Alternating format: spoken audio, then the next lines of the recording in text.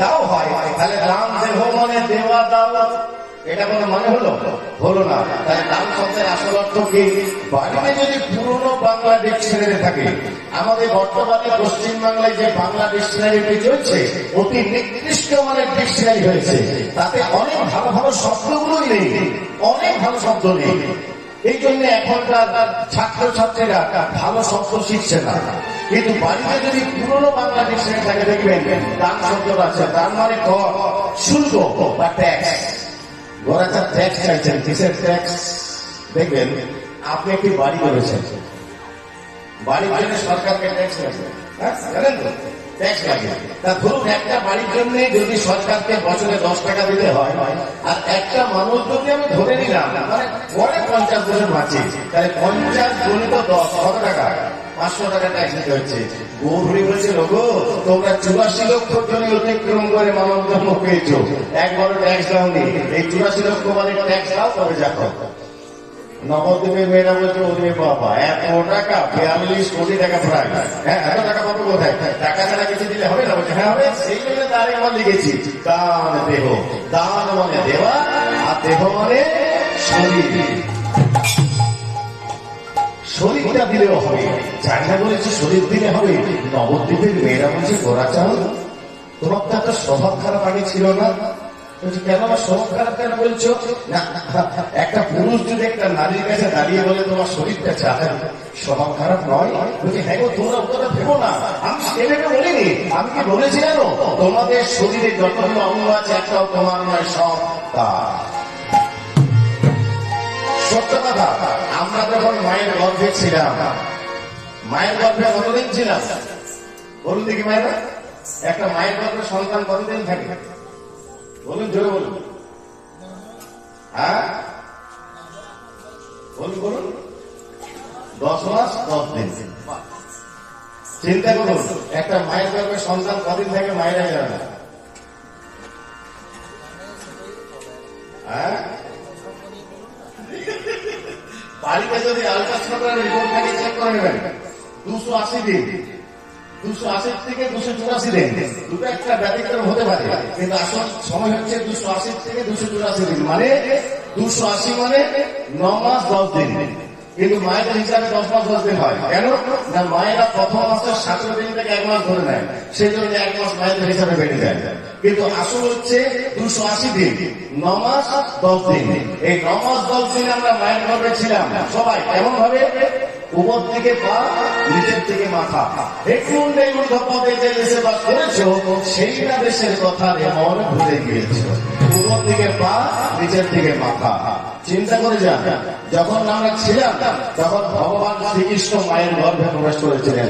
এই জন্য একটা জিনিস লক্ষ্য রাখবেন, প্রত্যেকটি মহিলা যারা মা হয়েছেন, মাথায় রাখবেন, প্রত্যেকটি মহিলা নারী জাতি যারা মা হয়েছে, প্রত্যেকের গর্ভে ভগবান প্রবেশ করেছেন। সেই জন্য মেয়েদের পেটে লাথি মারতে নেই, কুদৃষ্টিতে তাকাতে নেই। কিন্তু দেখা যাচ্ছে এখন অনেক রাজনৈতিক কারণে মেয়েদের পেটে পর্যন্ত লাথি মারা হচ্ছে। টিভি খুললেই আপনি দেখতে পাবেন।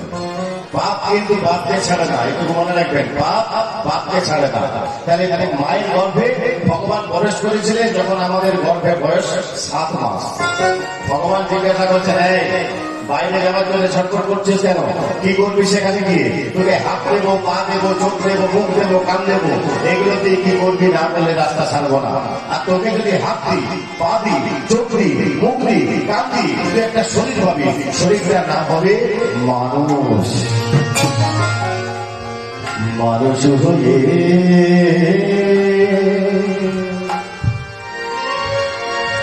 জন্মনে মানুষের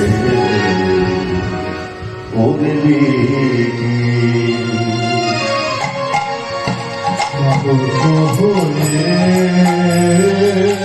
জন্মনে মানুষ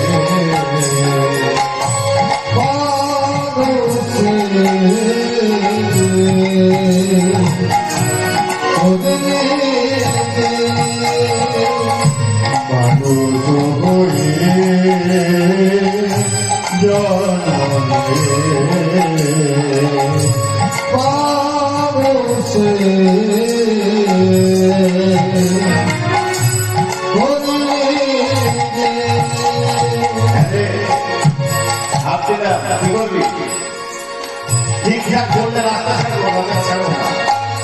আমরা সবাই এক উত্তর দিয়েছিলাম, সবাই আপনি আমি এরা সবাই এক উত্তর দিয়েছিলাম, প্রভু এই আপনি কি করবো জানো কি করবি বদের থেকে পুষ্প করিয়া যায়, বদের থেকে নানা পুষ্প করিয়া যায়, তোমার চরণে পুষ্প তোমার চরণে পুষ্প কি উত্তর দিয়েছিলেন জেনারেল মোবাইলার? এখন বলছেন কিনা বন থেকে নানা পুষ্প করিয়া ছয় তোমার চরণে পুষ্প পরিবর্তন, মানে বন থেকে নানা ধরনের ফুল তুলে তোমার চরণে অঞ্জলি দেব। চিন্তা করে যান, ফুল আপনি কিনে এনে যদি দেন তার থেকেও ভালো কি জানেন, ফুলটাকে যদি আপনি নিজে গাছ থেকে তুলে এনে দেন। আমার একটা ঘটনা মনে পড়ে গেল, ঝাড়সুগুড়া বলে একটা জায়গা আছে উড়িষ্যা, এই ঝাড়সুগুড়ায় ভাগবত পাঠ চলছিল 7 দিন ধরে। ভাগবত পাঠ করছিলেন মথুরার এক মহাপণ্ডিত দেবকীনন্দন ঠাকুর। তো তাকে মালা দেওয়ার জন্য প্রায় 100-র উপর ছেলে মেয়ে দাঁড়িয়েছিল, 100-র উপর। আর সবাই দামি দামি মালা নিয়ে এসেছে, বুঝলেন, অনেক দামি, এই মোটা মোটা মালা। দেবকীনন্দন সেখান থেকে প্রায় শেষের দিকে একটি বাচ্চা মেয়ে মালা নিয়ে দাঁড়িয়েছিল। দেবকীনন্দন বললেন বাচ্চা মেয়েটাকে পাঠাবো, বাচ্চা মেয়েটাকে পাঠাবো, বসে বলাই বাচ্চা মেয়েটা এলো, বলে নে মালাটা করা। বাচ্চা মেয়েটার মালাটা দেবকীনন্দন আগে বললেন, কেমন দেবকীনন্দন ভাগবত পাঠ করতে করতে কথাটা উত্তর দিলেন, বললেন শোনো, সবাই যে মালাটা এসেছিল সেই মালাটা পয়সা দিয়ে বাজারে পাওয়া যায়, যার যত টাকা আছে সে তত বড় বড় মালা এনেছে, কিন্তু এই যে মেয়েটা মালাটা এনেছে নিজের হাতে ফুল তুলে মালাটা নিজের হাতে গেঁথেছে, বিভিন্ন রকমের ফুল দিয়ে মালাটা গেঁথেছে। এই জন্য আমার কাছে এই মালাটার দাম 1 লক্ষ টাকা। সেই জন্য মালাটা আমি আগে বললাম। এই জন্য নিয়ম হচ্ছে ভগবানের কাছে আপনি পুজো করেন, নিজের হাতে ফুল তুলে যদি ঠাকুরের পুজো করেন, ভগবান খুব তাড়াতাড়ি আপনার পুজোটা গ্রহণ করবে।